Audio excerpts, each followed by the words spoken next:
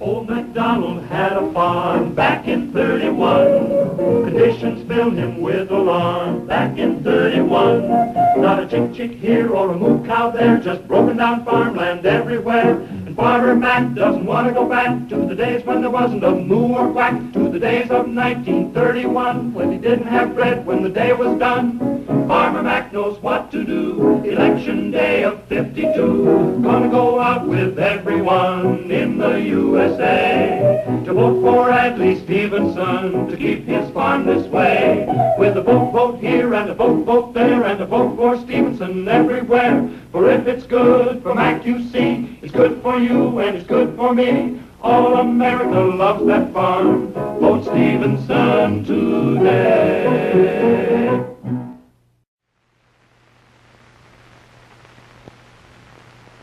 Ike for president, Ike for president, Ike for president, Ike for president. You like Ike, I like Ike, everybody likes Ike for president. Hang out the banner, beat the drum, we'll take Ike to Washington. We don't want John or Dean or Harry. Let's do that big job right.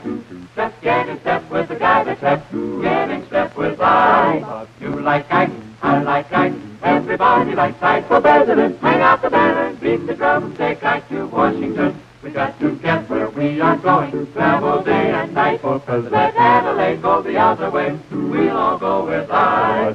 You like Ike, I like Ike, everybody likes Ike for president. Hang out the banner, beat the drum, we'll take Ike to Washington. We'll take Ike to Washington. Now is the time for all good Americans to come to the aid of their country. Vote for Eisenhower.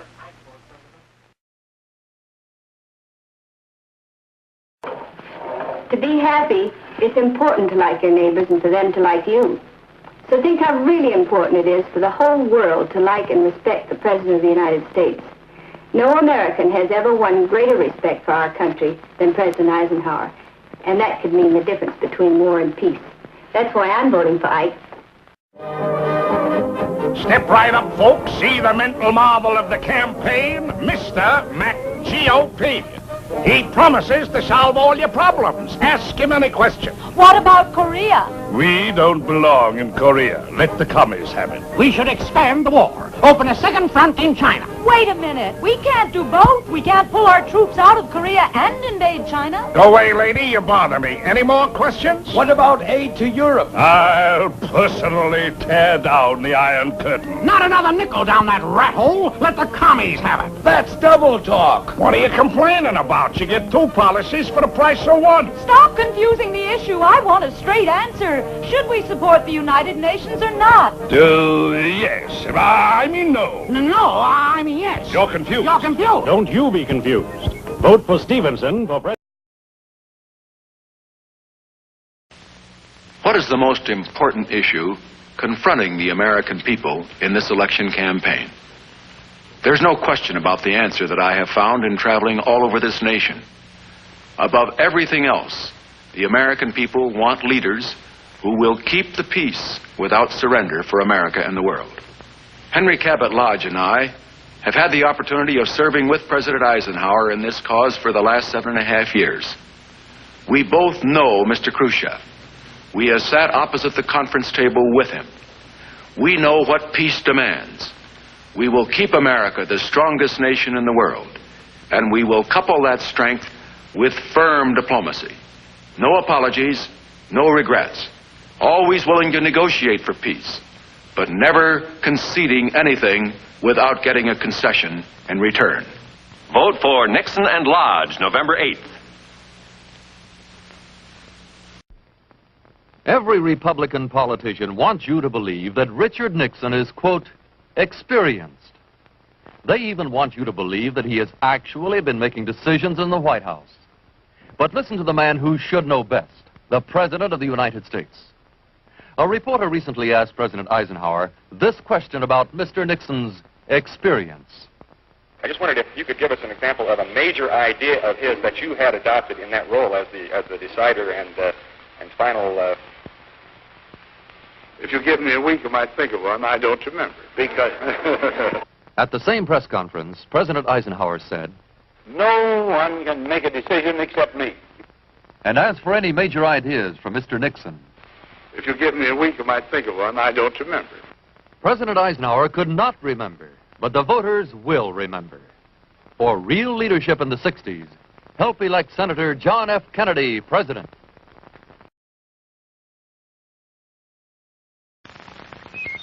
One, two, three, 4, 5, 7, 6, 8, 9, 10, 9, 8, 7, 6, 5, 4, 3, 2, 1, 0. These are the stakes. To make a world in which all of God's children can live, or to go into the dark. We must either love each other, or we must die. Vote for President Johnson on November 3rd. The stakes are too high for you to stay home.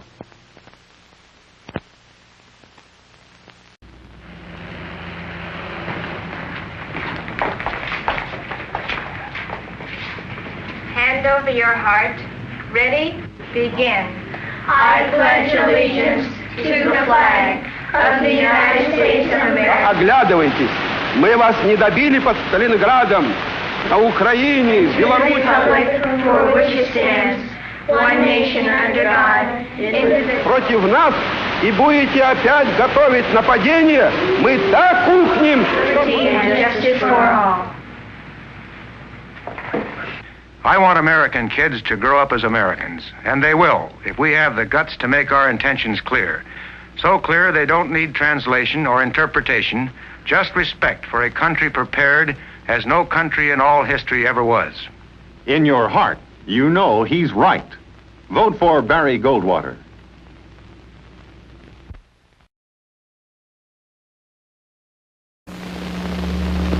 What has Richard Nixon ever done for you? What has Richard Nixon ever done for me? Medicare. No, that was Humphrey's idea. But Nixon. Or the bomb, the nuclear bomb. No, that was Humphrey's idea to stop testing the bomb. But Nixon. Now, what has Richard Nixon ever done for me? Let's see. Working people, I'm a worker. Nixon ever do anything? No. Humphrey and the Democrats gave us Social Security. But Nixon, nothing in education, nothing in housing, hasn't done anything there either. The preceding has been a paid political announcement by Citizens for Humphrey Muskie. How funny. There must have been something Nixon's done.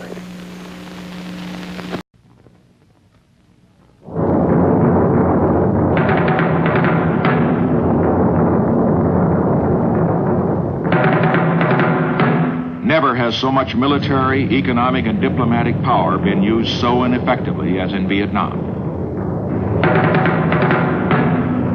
If after all of this time and all of this sacrifice and all of this support, there is still no end in sight, then I say the time has come for the American people to turn to new leadership, not tied to the policies and mistakes of the past. I pledge to you, we shall have an honorable end to the war in Vietnam.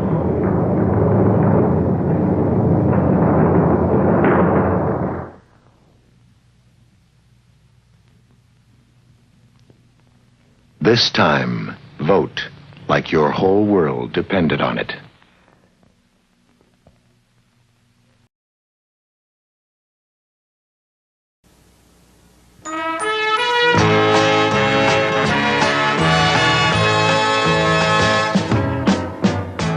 Reaching out to find a way to make tomorrow a brighter day, making dreams reality.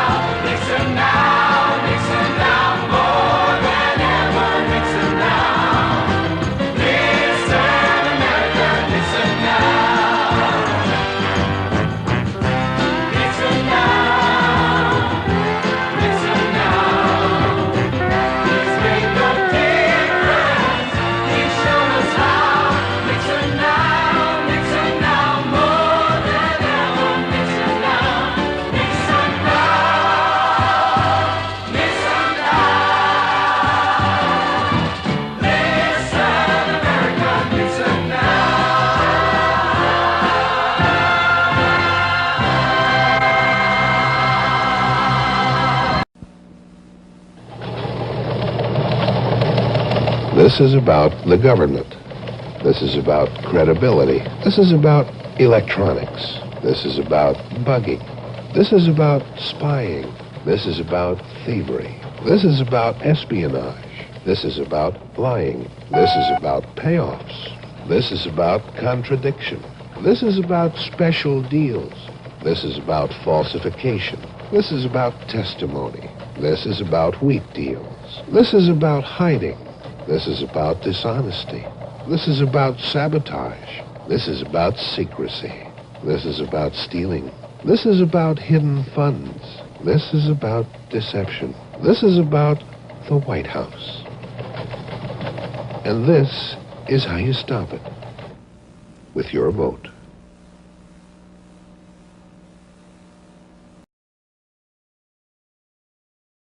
I'm going to tell you something funny. I'm not reading this off any paper. Of course, you know that, because you know me. I'm talking right from here. It's the only way I know. I like Gerald Ford. I don't know who you like. Most of all, he has something I like very much in every human being. Simplicity and honesty. Because I really believe he's an honest man. That's why I like Gerald Ford.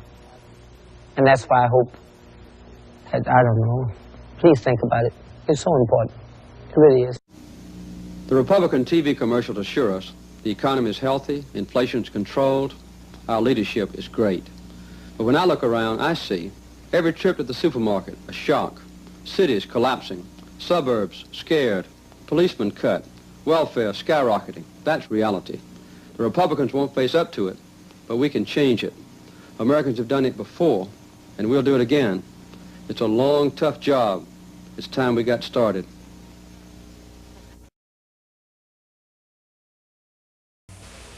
I worked hard all my life. I worked a 12, 14-hour day, 7 days a week, for 40 years. Long as I can feel as good as I do now, I feel fine about it. John and Margaret Wynne have invested a lifetime in America, and they are still looking forward to a better future. I think older people are quite a top priority with the President Carter. At our age, Social Security and Medicare are the biggest concerns right now. What else would it be? Does this bother you any? Yeah, I think Jimmy Carter's a man that come in here and sit down in that chair and I could talk right along with him. And I think he'll work more for the older people if he can. I think he cares about the people. That's my impression of him. Because I think he's going to fight for everything that is good for the country. And I shall vote for him. Once upon a time, 4 long years ago, most Americans could dream of owning a home. But Jimmy Carter's runaway inflation, with record-high interest rates and a lack of mortgage money, has slammed the door on that dream. I pledge to all Americans that we'll get inflation under control and keep it under control, so you can save for the home of your dreams and plan a safe and secure future. We can do it, and we can do it now. The time is now for Reagan. Reagan for president. There is a bear in the woods. For some people, the bear is easy to see. Others don't see it at all. Some people say the bear is tame. Others say it's vicious and dangerous. Since no one can really be sure who's right, isn't it smart to be as strong as the bear? If there is a bear.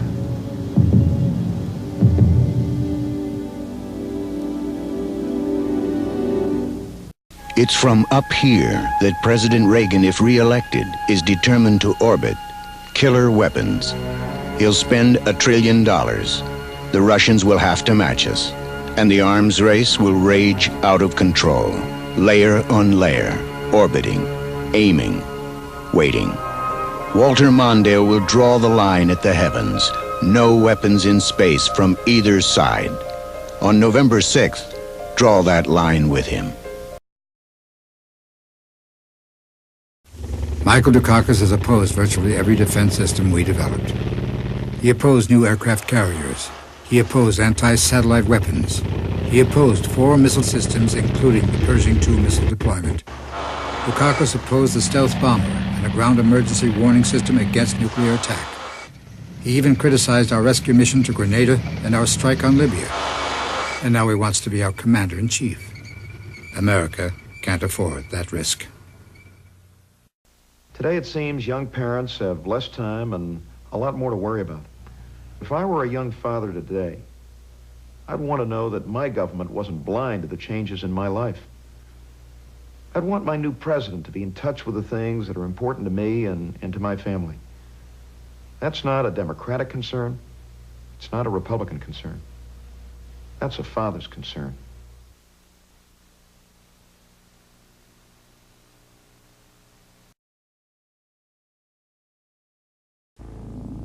He said he was never drafted.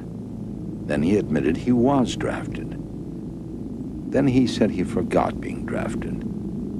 He said he was never deferred from the draft. Then he said he was. He said he never received special treatment, but he did receive special treatment. The question then was avoiding the draft. Now, for Bill Clinton, it's a question of avoiding the truth.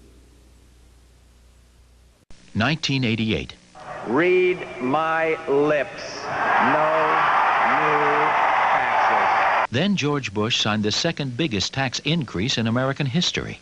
Read my lips. George Bush increased taxes on the middle class. Bush doubled the beer tax and increased the gas tax by 56%. Now George Bush wants to give a $108,000 tax break to millionaires. $108,000. Guess who's going to pay? We can't afford 4 more years. The spirit of America. You can see it in how far we've come, but also in where we are going. Toward a future where our government is smaller and our economy even stronger. Where families are secure and our children cared for. And where the work ethic is alive and well. This is the America not of our dreams, but of our making. President Clinton, meeting our challenges, protecting our values. Does the truth matter? Now, I will tell you this. I will not raise taxes on the middle class. He gives us the largest tax increase in American history. The era of big government is over. He gives us a massive government-run healthcare system. Everybody knows that I have tougher ethics rules than any previous president. More investigations, more prosecutions, more convictions. And the list goes on and on. Does the truth matter? Does it matter to you? George Bush attacking Al Gore on gas prices? Gore is opposed to any gas tax increase. George Bush, 17 years in the oil business, profiting from higher prices. In Texas, he gave big oil a tax break while opposing health care for 220,000 kids. Bush has taken $8 million in contributions from big oil and gas. $8 million. Do you think they're giving money to George Bush because they think he'll lower prices? George Bush, he'll fight for big oil, not for us. Under Clinton-Gore, prescription drug prices have skyrocketed, and nothing's been done. George Bush has a plan. Add a prescription drug benefit to Medicare. Every senior will have access to prescription drug benefits. And Al Gore? Gore opposed bipartisan reform. He's pushing a big government plan that lets Washington bureaucrats interfere with what your doctors prescribe. The Gore prescription plan, bureaucrats decide. The Bush prescription plan, seniors choose. I'm George W. Bush, and I approve this message. In which direction would John Kerry lead? Kerry voted for the Iraq War, opposed it, supported it, and now opposes it again. He bragged about voting for the $87 billion to support our troops before he voted against it. He voted for education reform and now opposes it. He claims he's against increasing Medicare premiums, but voted 5 times to do so. John Kerry, whichever way the wind blows. While jobs are leaving our country in record numbers, George Bush says sending jobs overseas makes sense for America. His top economic advisors say moving American jobs to low-cost countries is a plus for the U.S. John Kerry's proposed a different economic plan that encourages companies to keep jobs here. It's part of a detailed economic agenda to create 10 million jobs. John Kerry, a new direction for America. I'm John Kerry, and I approve this message.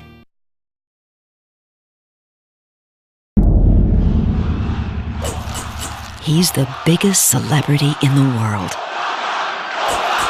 But Is he ready to lead?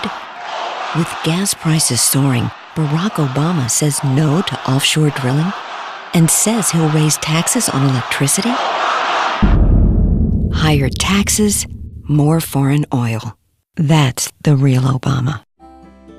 I'm John McCain, and I approve this message.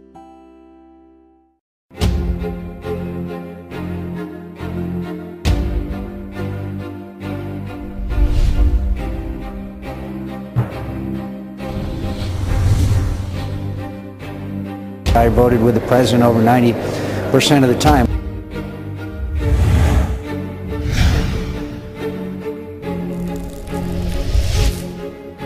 I voted with the president over 90%. I voted with the president. I'm running for President Bush's third term.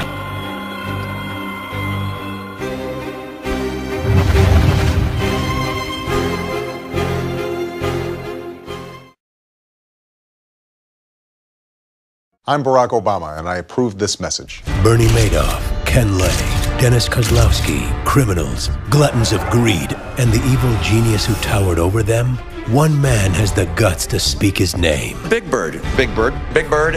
It's me, Big Bird. Big, yellow, a menace to our economy. Mitt Romney knows it's not Wall Street you have to worry about, it's Sesame Street. I'm going to stop the subsidy to PBS. Mitt Romney, taking on our enemies no matter where they nest. It's an election like no other. An enemy lurks waiting to strike. Our Main Street economy is competing with mainland China. Legal versus illegal doesn't seem to matter. Basic values like marriage are suddenly open to debate. For these challenges, ordinary isn't good enough. We need the leader who gets the big stuff done. Take charge, demand results, no excuses. Mitt Romney, the right experience, the right values, the right time.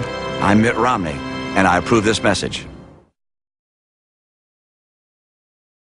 I'm Hillary Clinton, and I approve this message. Who do you talk to for military advice right now? Well, I watch the shows. I mean, I really see a lot of great, when you watch your show and all of the other shows.